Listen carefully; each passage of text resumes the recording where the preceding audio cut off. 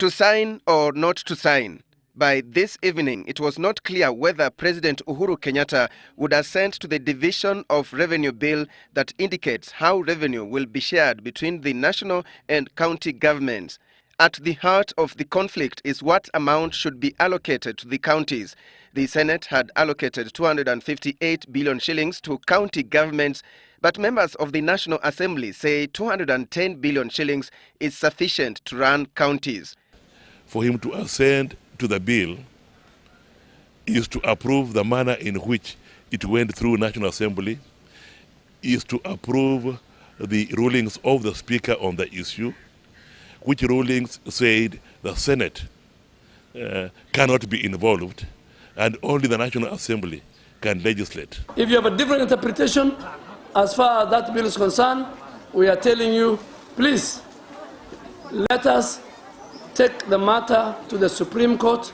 Members of the National Assembly further fault the Senate for not factoring in how that revenue will be generated.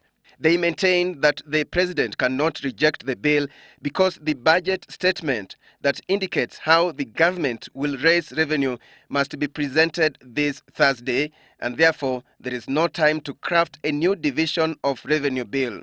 They argue that even if the controversial bill were to be taken to a mediation committee for the purpose of developing a bill that would be acceptable to both houses, it is not a guarantee that there will be consensus.